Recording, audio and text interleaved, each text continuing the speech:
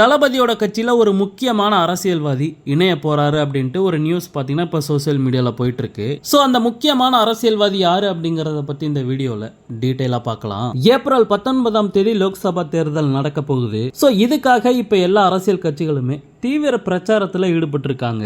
இந்த நிலைமையில தளபதி பாத்தீங்கன்னா இந்த லோக்சபா தேர்தல்ல நாங்க போட்டியிடல அப்படின்ட்டு ஓப்பனாவே சொல்லிட்டாரு. இருந்தாலுமே தளபதி அவரோட கட்சி வேலைகளை பார்த்துக்கிட்டே தான் இருக்காரு. என்னதான் கோட் படத்துல தளபதி பிஸியா நடிச்சுக்கிட்டு இருந்தாலுமே இன்னொரு பக்கம் கட்சி வேலைகளையும் மும்பரமா பார்த்துட்டு இருக்காரு. இந்த நிலைமையில ஒரு முக்கியமான அரசியல்வாதி நாங்க விஜயோட கட்சியில இணைஞ்சு வேலை செய்யறதுக்கு தயாரா இருக்கும் அப்படின்ட்டு ஒரு பேட்டி கொடுத்திருக்காரு. அதாவது பன்னீர்செல்வத்தோட பையன் ரவீந்திரநாத் பாத்தீங்கன்னா இன்னைக்கு ஒரு பேட்டி கொடுத்திருந்தாரு.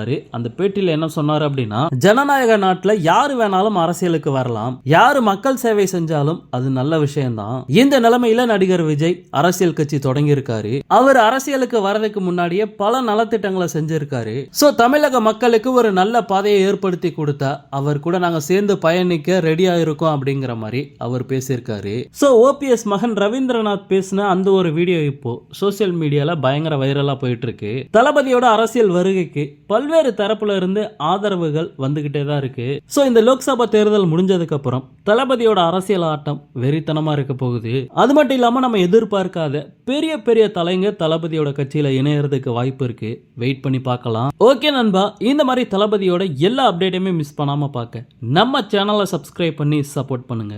தேங்க்யூ.